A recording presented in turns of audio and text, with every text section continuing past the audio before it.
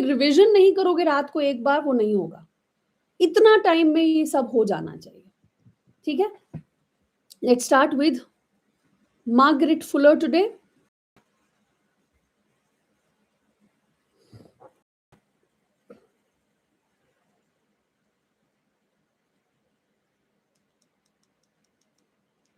ठीक है, so you're doing feminism and we talked about Mary Wollstonecraft, जो English थी, उन्होंने एजुकेशन की बात की, सेकंड, एजुकेशन की बात की, लेकिन लिमिटेड स्कोप के साथ। नेक्स्ट वी हैव, अगर हम अमेरिका की बात करें, वहां एक पैरेलल जो फेमिनिज्म एक्टिविज्म चल रहा था वो आया मार्गरेट फुलर के वर्क्स के थ्रू, ठीक है। यूएसए में Margaret Fuller's activism in writing, specially her, please note, woman in the 19th century, ये वर्क है 1845 का, it can be seen as a parallel origin for western feminism. तो एकदम पैरेलल ही चल रहा था, जहां पे वोलस्टोनक्राफ्ट लिमिटेड बात करी थी, मार्गरेट फुलर एकदम अलग थी। मार्गरेट फुलर थोड़ी रैडिकल थी, she was like, we want everything. So she was the first to talk about prison reforms, कि प्रिजन में देखो आप, कंडीशन देखो एक बार वुमेन प्रिजन की, हेल्थ का कोई, हाइजीन का कोई स्कोप नहीं है। तो she asked for reform in there also. Like Wollstonecraft, Fuller believed that education was the means of emancipation for women. Education तो चाहिए ही चाहिए, लेकिन सिर्फ डोमेस्टिक स्फीयर के लिए नहीं। Education, employment and political rights were Fuller's की प्लान, जिनको सब चाहिए, एजुकेशन चाहिए, उसके बाद एम्प्लॉयमेंट चाहिए, तभी यूएसए कहाँ से कहाँ पहुंच गया। And she championed these throughout her life. Unlike Wollstonecraft, Fuller, however, did not support specific gender roles. ये वोलस्टोनक्राफ्ट ने कहा ठीक है, वर्चुअस है ज्यादा main, and women has, a woman has to remain in the domestic sphere and learn better there. But Margaret Fuller did not think like that. She did not support this कि ये specific gender role हम इसको देंगे, इसको देंगे. She believed that women need not be confined to domestic duties and there are no feminine roles. ऐसी कोई चीज होती ही नहीं है feminine roles जैसी, कि भाई आज खाना बनेगा वो औरत ही बनाएगी घर में, या बर्तन साफ होंगे वो औरत करेगी, ऐसा कुछ नहीं है, कोई भी कर सकता है. She was herself a distinguished editor and journalist. ऐसी वुमन को देखना जरूरी है. ये है मार्गरेट फुलर. जब आप इमेजिन करते हो, आई मीन करते ही होंगे, मैं करती थी, करती हूँ अभी भी, तो मुझे एक्चुअली इनकी शक्ल याद नहीं थी. I don't imagine her like this, such a sweet, ऐसा लगता है ना स्वीट सी लिटिल गर्ल है. You fail to imagine her like this. You imagine her very bold with short hair, maybe, I don't know, stereotype करके दिमाग stereotype कर देता है. This is Margaret Fuller. Yeah, yeah. Margaret Fuller. Sarah Margaret Fuller was her name. इनकी बहुत ही अच्छी और famous book है Woman in the 19th Century. Major feminist work in the US. All right. हाँ, तो Fuller was also a radical thinker in that she categories of gender, and there cannot be a completely masculine male. Please note, extremely important concept जो यहाँ पे पनप रहा है. इन्होंने कहा कि कोई भी completely masculine male नहीं हो सकता, जैसे कि कोई भी truly feminine female नहीं हो सकती. मतलब दोनों में एक दूसरे के थोड़े बहुत गुण होते हैं. मतलब एक कोई भी कंप्लीटली मैस्कुलिन मेल नहीं होगा, उसमें कुछ फेमिनिन चीजें होंगी. कोई भी कंप्लीटली फेमिनिन फीमेल नहीं होगी, उसमें कुछ मैस्कुलिन चीजें होंगी. Each contains a bit of the other, argued Fuller. In the late 20th century criticism, the concept of androgyny and the transcendence. आपने एंड्रोजिनस माइंड सुना होगा जब आप वर्जीनिया वुल्फ को पढ़ते हो. ये इंपॉर्टेंट कॉन्सेप्ट है, ठीक है. एंड्रोजिनी, एंड्रोजिनस माइंड वर्जीनिया वुल्फ ने इसको डेवलप किया, लेकिन एंड्रोजिनी का कॉन्सेप्ट मार्गरेट फुलर ने दिया. And the transcendence of gender would become a major theoretical move, but it was Fuller who first propounded it. Influenced, no doubt, by mysticism, but no less powerful for that. So Fuller ने extend किया अपने concern को with these gender roles, unequal power relations जो हैं, और इन्होंने class की बात करना शुरू किया. And यहाँ पे she differs from Wollstonecraft. She supported prison reform and was particularly keen on ensuring proper conditions for women prisoners. And was the first to seek solidarity between African Americans and women. African Americans and women. Seeing both as the victims of racist, sexist, क्योंकि African Americans के साथ तो racism चल ही रहा था, तो दोनों को इन्होंने victims बोला, एक तरफ racism, एक तरफ sexism, social structure में. She suggested that anyone who supported the cause of the blacks would also support the women's cause.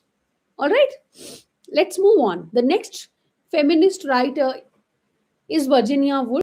Androgyny को extend किया and talked about the mind. इन्होंने कहा कि कोई अगर बहुत अच्छा mind हो, smart वाला mind हो, तो वो तभी हो सकता है जब उसके वही same completely masculine ना हो, completely feminine ना हो, दोनों का कुछ कुछ थोड़ा बहुत elements हों दिमाग में. And she also wrote a work. Can you tell me which work did she write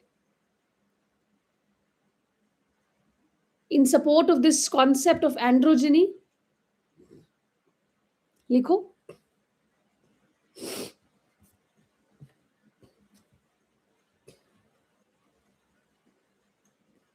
लिखो आप लोग, मैं आगे पढ़ती हूँ.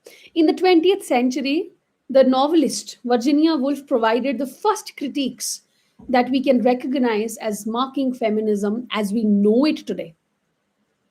पहला critique उन्होंने दिया. And in works like A Room of One's Own. Have you read this work? A Room of One's Own? If not, I will share it with you all. और दूसरा इन्होंने वर्क लिखा Three Guineas. Please note, 1938. Woolf explored gender relations. Gender relations को explore किया है दोनों में. One of the first writers to develop a woman-centric notion of reading and education.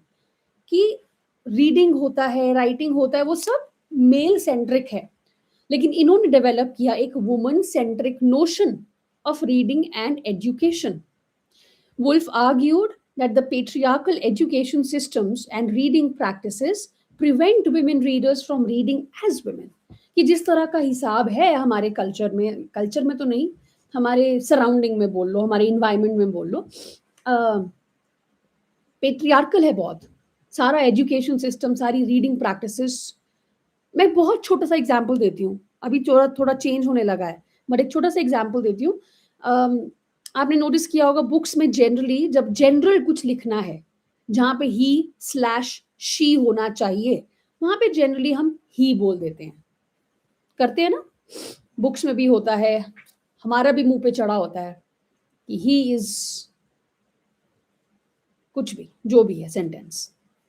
Patriarchal है ये भी, क्योंकि she was not there in the education sphere. Also, the knowledge is controlled by them. How? अब woman को क्या करना चाहिए, woman शास्त्रों में क्या लिखा है, एंशिएंट बुक्स में वुमेन को क्या रोल प्रोवाइडेड है, ये सब लिखा किसने है? एक औरत ने तो आके नहीं लिखे स्क्रिप्चर्स, या जो हमारी बुक्स हैं, माइथोलॉजी की बुक्स हैं, जो भी, एक आदमी ने लिखा है सब कुछ. Everything has been controlled by a man. Reading practices, अब जब रीडिंग ऑडियंस राइज हुई या वुमन रीडर्स राइज हुए, तो उनके पास पढ़ने के लिए था क्या? आप लाइब्रेरी में जाओ तो लाइब्रेरी में आपको मिलेंगी किताबें.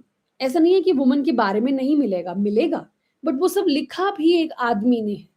एक वुमन के बारे में भी एक आदमी लिख रहा है, एक मैन लिख रहा है. And that's what Virginia Woolf also said, that if you go to a library and if you want to read something about women, you will find books, but all of the books are written by a man. So she was the first one to talk something like that. From reading as women, they are constantly trained to read from a men's point of view. अपने बारे में भी mains point of view से हम पढ़ते हैं कि हम मिस्टिकल हैं, हम ऐसे हैं, हम डिफिकल्ट टू अंडरस्टैंड हैं, हम बोलते ज्यादा हैं. नहीं, एक आदमी भी बहुत बोल सकता है. Aesthetics, values, literary merits, and traditions are adopted by male literary authors and critics within the patriarchal institution, such as university or publishing. These aesthetics, values, and merits are then touted and promoted as universal, even though they are clearly male centric. तो जो भी है, values क्या होती हैं, aesthetics क्या है, merits, ये सब उन्होंने अपने हिसाब से एज यूनिवर्सल प्रेजेंट कर दिया है. The women are also trained to adopt these aesthetics, values, and merits as universal. So the effect is that the woman's experience, again, it reminds me of the concept that we read earlier of Wolfgang, also of Stanley Fish. You remember the creative process and the interpretive communities. तो हम लोग जब एक princess को imagine करते हैं तो हम एक ही तरह से इमेजिन कर रहे हैं, पतली, लंबे बाल, सुंदर, मोटी भी हो सकती है, लेकिन एस्थेटिक्स पे उन्होंने हमें डिस्कोर्स दे दिया है. और वो डिस्कोर्स ये कहता है कि एक हीरोइन, एक प्रिंसेस ऐसी होगी. So the effect is that woman's experience does not ever inform the reading. Women's texts, when available, are rejected by male critics as minor है, domestic पे ही बात करती हैं, कोई वर्च्यू नहीं है इसमें. वर्च्यू क्या होगा जहां पे एक औरत सुंदर, सुशील, आज्ञाकारी नजर आएंगी, वो एक टेक्स्ट होगा जो बहुत वर्च्यूअस होगा. Women readers following in and trained within the male defined forms of reading agree with this assessment. Women readers जो ट्रेन हुई हैं इसी माइंडसेट में, वो मान जाती है कि हाँ सही बात है. और आपने ऐसी भी देखी होंगी विमेन जो थोड़ी सी बोल्ड विमेन को एकदम साबित कर देती है, भाई ये तो जी होर है, ये तो है ही नहीं इस कल्चर में रहने लायक, इसने तो सारी बिगाड़ देनी है सारा आगे को. So as a result, Woolf notes women's texts do not survive, except as the poor cousins of the male authored texts. They're just poor cousins of the male authored texts. Supreme है क्योंकि male authored texts. Woolf also argued that authorship itself is gendered.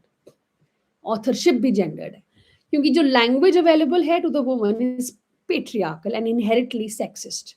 But the woman author, having no other language at her command, उसने सुनी ही नहीं है, देखी नहीं है और किसी तरह की लैंग्वेज, तो वो भी उसी तरह की सेक्सिस्ट लैंग्वेज यूज करती है अपने वर्क्स में. अ लैंग्वेज जो विमेन के एक्सपीरियंसेस को कैप्चर करता ही नहीं है. आपको क्यों लगता है कि मेंस्ट्रुअल हाइजीन अभी तक इतनी कम क्यों है? क्योंकि उसके बारे में एक आदमी ने बात करने का कभी सोचा ही नहीं.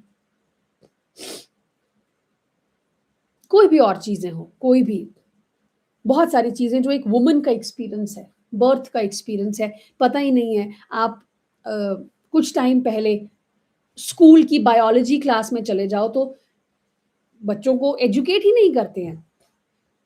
करेंगे भी तो लड़कों को शायद बाहर भेज देंगे. सबसे पहले फ्रंट बेंच में बिठा के लड़कों को एजुकेट करना चाहिए इसके बारे में कि ऐसा होता है, पीरियड्स आते हैं, मेंस्ट्रुअल साइकिल ऐसे चलता है, क्यों होता है, वो सब बताना चाहिए. उनको शर्म आती है लेकिन, because the language is like that कि कोई टर्म्स ही ऐसी बनाई नहीं है. Right? when we have to talk about the reproductive parts of a woman or even a man तो फिर भी चलो ठीक है. woman, you don't have, अगर हिंदी में आप सिखा रहे हो किसी को, आप ठीक है इंग्लिश में आप कर रहे हो, वजाइना बोलोगे, कुछ बोलोगे, हिंदी में आप पढ़ा रहे हो किसी को, आप क्या टर्म्स यूज करोगे? सबको गाली बना के रखा है. So language is a major problem here, and woman is forced to use this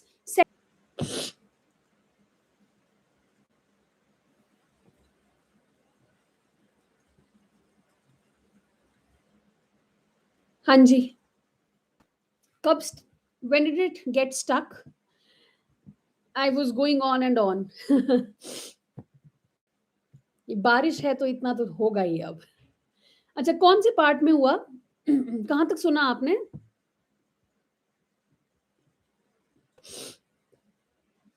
ये जो मैंने मार्क किया, ये सुन लिया आपने?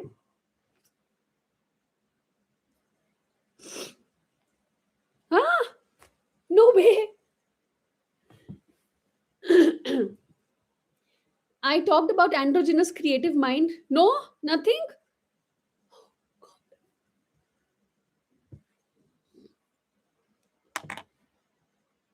All right. We're talking about मैंने कितनी अच्छी-अच्छी चीज़ें बोली थी। वो एक इंस्टेंट में आती हैं। अभी दोबारा नहीं आ सकता वो। सो आई डोंट नो कहाँ तक आपने सुना?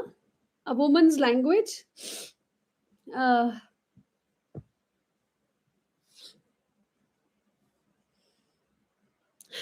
To sum it up, Virginia Woolf कह रही हैं कि एक वुमन की लैंग्वेज एग्ज़िस्ट नहीं करती है, इसीलिए एक वुमन ऑथर को भी जो लैंग्वेज अवेलेबल है उसके लिए वो ही यूज़ करना पड़ता है। ठीक है? उसके बाद she was very careful to say she was very careful to ensure कि मैं प्रिविलेज नहीं कर रही हूँ फीमेल वे ऑफ थिंकिंग को। ठीक है? उन्होंने एंड्रोजिनस क्रिएटिव माइंड की बात की, जो सबसे पहले इलैबोरेट हुआ a room of one's own में। And perhaps one of her most controversial ideas, जिसमें ये मेल फीमेल जो बाइनरी है उसके बियॉन्ड जाके कहती हैं कुछ। और इन्होंने कार्ल यूंग की थ्योरीज़ पे बिल्ड किया। और इन्होंने क्या कहा कि दोनों में ईच ऑफ अस 2 पावर्स हमारे अंदर प्रिसाइड करती हैं। एक मेल, एक फीमेल, दोनों सब में। मतलब आप वुमन हो तब आपके दिमाग में भी एक मेल, एक फीमेल की पावर रिसाइड करती है। लेकिन एक आदमी के दिमाग में man predominates over the woman और एक वुमन के दिमाग में a woman predominates over the man. लेकिन एक नॉर्मल और कंफर्टेबल स्टेट ऑफ बीइंग तब होता है जब the two live in harmony together आपके दिमाग में। एक मैन और फीमेल दोनों की पावर्स अगर आपके दिमाग में नॉर्मल स्टेट में कंफर्टेबल स्टेट में रह रही हो, लड़ाई ना कर रहा हो, तब आप एक हार्मोनियस लाइफ जी सकते हैं spiritually cooperating. The best artists, तो इन्होंने आर्टिस्ट्स की बात की, फिर उन्होंने इन्होंने ये कहा कि बेस्ट आर्टिस्ट्स भी वही हैं जो एंड्रोजिनस क्रिएटिव माइंड जिनका है। मतलब there's it was always a combination of the man and the woman, or man womanly and woman manly, as she termed it। अब मैंने आपको एक क्वेश्चन पूछा था कि कौन से वर्क में इन्होंने इसको दर्शाया है। इट इज इन ऑर्लैंडो 1928 में। ऑर्लैंडो में अगर आपने पढ़ा है, she would explore this androgynous state जहां पे मैन और वुमन का माइंड स्विच हो जाता है। जब वो सुबह उठते हैं तो मैन और वुमन का माइंड स्विच हो जाता है in the same body. Later French feminists like Helene Cixous and Luce Irigaray would also build on this notion of androgyny. After Woolf and the rise of the women's movement in the 1960s, we have what is now termed as second wave of feminism. तो इसके बाद शुरू होता है second wave of feminism. Before we explore the arguments and approaches within the second wave of feminism, we need to study how gender and sexuality have been analyzed within contemporary cultural theory. तो contemporary social constructivist जो views थे gender के, they owe much to the works of Simone de Beauvoir. और Simone de बिवॉर हमारी हैं bridge, जो हमें इस पार से उस पार लेके जाती हैं। ठीक है, अंडरस्टूड टिल हियर एवरीवन?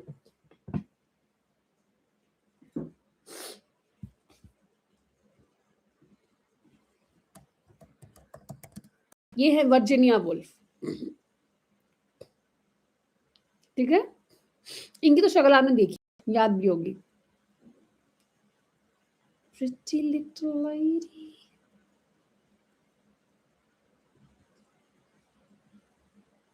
अभी आने वाला है फिक्शन का टाइम भी, तब हम पढ़ेंगे इनके वर्क्स को।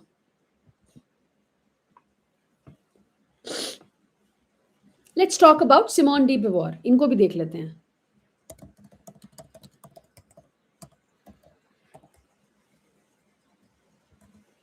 सिमोन डी बिवॉर ये हैं। अरे वाह इनको क्यों बना लिया लेकिन? सिमोन डी बिवॉर और सार्ट्रे का नाम सुना है सबने, John Paul सार्ट्रे।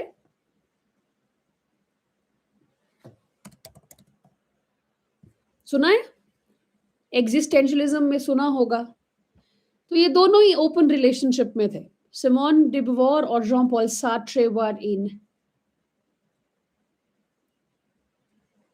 in a relationship, but it was an open relationship. What is an open relationship? जिसमें there's no restriction of being just with one man and one woman. While you are in a relationship, you can also be with other people. Open.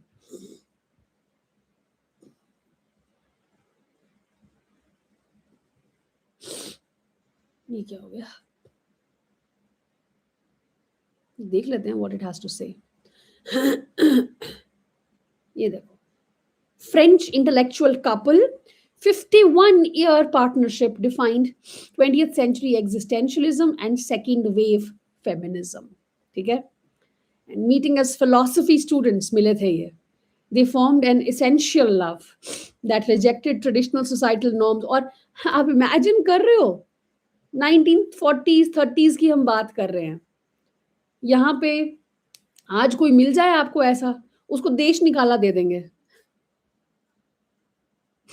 Yes, that's what I'm saying. So married children, इन्होंने reject कर दिया ये सबको। Their bond was essential, while other romantic and sexual interests were contingent. The arrangement included total transparency, no domesticity, rejection of marriage.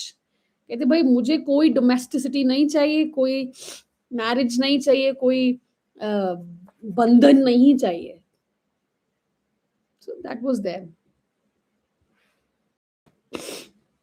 ठीक है? So de Beauvoir's status as a feminist has always been open to debate. कि वो किस तरह की feminist थी। ऐसा नहीं है that the reason lies not in her own work, but in the context in which the work circulated. जो context चल रहा था, वो लिख रही थी 1940s में, late 1940s में, और उनके जो views थे वो बहुत radical और new थे, और ऐसी चीजों को rejection जल्दी मिलता है। But by the time she began to be popular in the English speaking world, many of the ideas in her work were common currency and hence did not attract attention as radical at all. तो English speaking world में जब ये famous हुई तब she did not come out like that, कि बहुत radical है, new है, क्योंकि वहां पे चल रहा था, ये सब ideas फैल रहे थे, तो लोगों को उतना शॉक नहीं लगा। De Beauvoir argued in her most famous work, The Second Sex, please note, French में पब्लिश हुआ 49 में, इंग्लिश में आया 1984 में। इन्होंने argue that men are able to mystify women. कर देते हैं ना, हमेशा मिस्टिफाई कर देते हैं कि समझ में ही नहीं आती है ये क्या है। This mystification and stereotyping, she argued, was instrumental in creating patriarchy. यहीं से आता है। So she argued that women in turn accept कर लेती हैं, कुछ कुछ तो खुशी खुशी एक्सेप्ट करती हैं कि हाँ जी हम तो बहुत डिफिकल्ट हैं टू अंडरस्टैंड, हम मिस्टिकल हैं, हम स्टीरियोटाइप को एक्सेप्ट कर लेती हैं। एंड वो वुमेन इंस्ट्रूमेंट्स हैं अपने ही ऑपरेशन में। क्या समझ नहीं आ रहा, सिंपल तो है सब। She further argued that women were always the negative of the men. जहां पे एक आदमी आइडियल है, नॉर्म सेट कर रहा है, the woman was deviant or the other who sought perfection by trying to be as much like the man as possible. अब देखो ना, आगे चल के हम जब ये पढ़ेंगे आपका पोस्ट कॉलोनियलिज्म पढ़ेंगे, तब वहाँ पे हम देखेंगे कि जब इन्वेजन हुआ, इंग्लिश आए, इतना टाइम रहे। अब इंडियंस ने क्या किया, इंडियंस क्योंकि इंफीरियर फ़ील कर रहे थे, वो फ़ील करवा रहे थे ना, उन्होंने एक डिस्कोर्स ऐसा सेटअप किया कि हम सब हैं, हम तो तुम्हें सिविलाइज़ करने आए, तुम्हें तो आता ही नहीं है कुछ। तो यहाँ पे तुम लूटने आ गए और हमें कह रहे हो कि तुम सिविलाइज्ड नहीं हो, तुम डर्टी हो, तुम ऐसे हो। तो वहाँ पे एक डिस्कोर्स पूरा सेट हो गया कि क्योंकि नॉलेज उन्होंने कंट्रोल करना शुरू किया कि इंडियंस ऐसे हैं, इंडियंस डर्टी हैं, इंडियंस को कुछ नहीं आता, एजुकेटेड नहीं है, सिविलाइज्ड नहीं है, सेंस नहीं है। तो हम आए हैं इनको ये सब कुछ देने। तो वहाँ पे हम देखेंगे कि they are the norm and Indians were the other. Same यहाँ पे है। उसी के अंदर अगर हम कहें वुमन की बात, तो वुमन वहाँ पे डबली ऑप्रेस्ड हो गई कि एक तरफ तो आप कॉलोनियल उसमें है, कॉलोनियल सेटअप में है, दूसरी तरफ घर में वही आदमी जो बाहर भीगी बिल्ली बन के घूम रहा है, वो घर में आके शेर बन जाता है और हमें ऑप्रेस लगता है करने कि हम तो नॉर्म है, तुम तो अदर हो, तुम डिविएंट हो। और विमेन क्या करती हैं, they seek perfection by trying to be like them. Reminds me of Mulk Raj Anand untouchable. वहां पे वो बच्चा भी होता है ना, उसकी तरह वो बनना है। Same here, women are measured by the standard of men and found inferior. This is the process of othering, ये सिमोन डी विवॉर का फेमस कॉन्सेप्ट है, where women will always be seen not as independent or unique but as a variation, कि तुम independent नहीं हो, तुम flawed हो, कुछ गड़बड़ है, तुम तो रिब से निकली हो एडम के। You are a flawed version of the male. So men and women are therefore constantly engaged in this subject other relation. Now, ये जो सब्जेक्टिविटी है ना, ये बहुत सब्जेक्टिव है। कहीं किसी थ्योरी में subject is the top, the norm, superior. But here, I mean like here, sorry, जैसे यहाँ पे सब्जेक्ट कौन है, मेल, और अदर कौन है, एक वुमन। तो यहाँ पे सब्जेक्ट पोजीशन जो है मेल ने जो ली है वो एक सुपीरियर पोजीशन है। लेकिन वहीं पे हम फूको पे चले जाएं वापस पीछे, मैंने आपको कहा था कि सब्जेक्टिविटी आगे जब हम फेमिनिज्म पढ़ेंगे तो चेंज हो जाएगी। याद है सबको, फूको की हमने जब बात की थी, if you are a subject of a discourse, तो मतलब आप एक डिस्कोर्स के अंदर फंस गए हो, you are not at the superior position. Discourse of medicine में अगर आप सब्जेक्ट हो तो मतलब आप एक पेशेंट हो सकते हो, then you are a subject.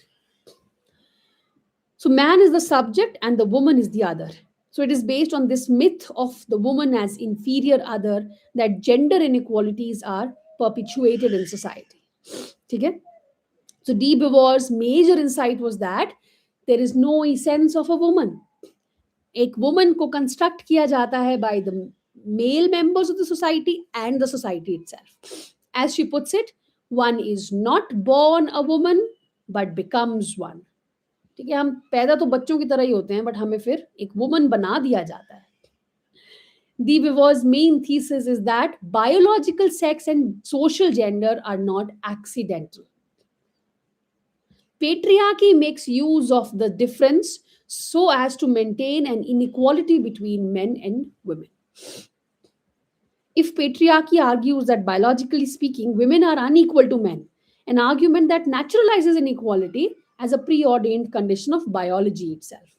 क्योंकि अगर पेट्रियार्की आर्ग्यू कर रही है कि विमेन अनइक्वल हैं, मेन और विमेन अनइक्वल हैं, तो ये आर्ग्यूमेंट नेचुरलाइज कर देता है इनइक्वालिटी, क्योंकि अगर आप बायोलॉजिकली देखें प्रीऑर्डेन्ड कंडीशन है। बेवॉर आर्ग्यू करती हैं that while sexual difference is real और उसको आप ऑल्टर नहीं कर सकते, it can not be the grounds for injustice and inequality. ऐसा भी क्या हो गया, आप हारमोनियसली रह ही नहीं पा रहे हो। अगर आप बायोलॉजिकली स्ट्रांग हो एज अ मैन, आप उसको एक जरिया, एक वेपन बना रहे हो इनजस्टिस करने के लिए। Beauvoir proposed that women must take charge of their own choice. ये बहुत इंपॉर्टेंट, एक बिवॉर ने सारी विमेन को कहा कि प्लीज अपनी चॉइसेस का चार्ज अपने हाथ में लो. Don't go around asking others, asking your partners everything. पूछो, आप सलाह लो, but please take charge of your own choice. Don't be this negative inferior other. Become the subject in your own right. क्या हो जाएगा? आप पावरफुल बनेंगे. So they need not be restricted by or to the roles and identities fostered and imposed on them by patriarchy. शर्म की बात वैसे ये है कि 40s 50s में ये लिख रही थी और आज 2026 में भी ये सब वैलिड है, क्योंकि अभी भी ये तब इनवैलिड होगा जाके जब हमें लगेगा कि यार ये सब भी होता था कभी किसी जमाने में. तो वो जमाना कब आएगा? As a true essential. और एक आदमी भी देख के सोचे कि यार अच्छा, इतना ऐसा भी थे हम. As a true existentialist, de Beauvoir was arguing a case for women being responsible for themselves, a process that might require some socialization among women. So de Beauvoir thus offers feminism two key ideas. तो एक तो इन्होंने कहा social construction of gender where women accept their men ordained roles as women. कि हमें socially construct किया है, जो gender roles दे दिए सब कुछ, ये कंस्ट्रक्टेड है. और दूसरा, necessity for women to take responsibility and choose for themselves. एक वुमेन को जरूरत है कि वो रिस्पॉन्सिबिलिटी ले. So when women choose for themselves, they choose for the entire society. Thus, the woman's choice is about social transformation. आप decision लेंगी, आप एक्चुअली पूरी सोसाइटी को चेंज करेंगे. You will choose for the entire society. So her influence on the American feminists like Betty Friedan helped launch second wave feminism. De Beauvoir's major contribution was to shift the focus from a biological substrate to the man-woman debate to a social one. So she located gender as a social category rather than a merely biological one. ये सारी statements है ना, ये बहुत important है because अभी theory से इतने भी डायरेक्ट क्वेश्चंस नहीं आ रहे हैं, स्टेटमेंट्स आ रही हैं.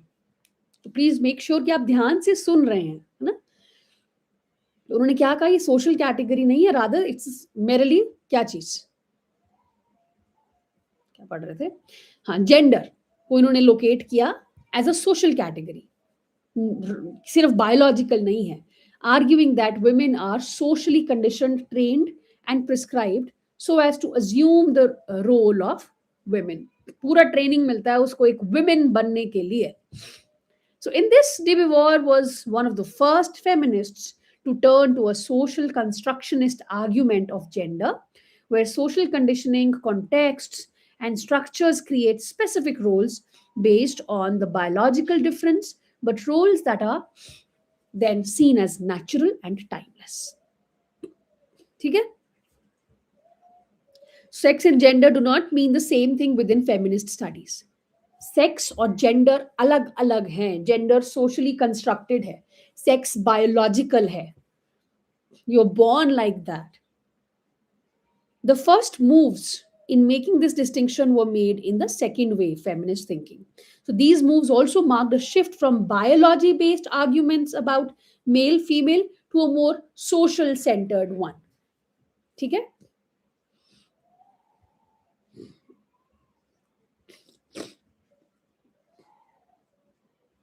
I'm giving you a little homework here to read this part. Social construction of gender को आपने पढ़ लेना है. अभी जो हमने बात की वही चीज है इसमें, थोड़ा और डिटेल में, कि सेक्स कैसे बायोलॉजिकल है और all of that. You know, motherhood becomes a symbol of the true female. It becomes central role for women to perform. And no woman is complete unless she bears children, क्योंकि उसका काम ही वही है, वो तो machine है procreating. Nurturing a child is the woman's natural job. Nurture करो उसको. तो वही इसमें दिया हुआ है. ठीक है, नेक्स्ट क्लास में हम यहां से स्टार्ट करेंगे. Clear everyone?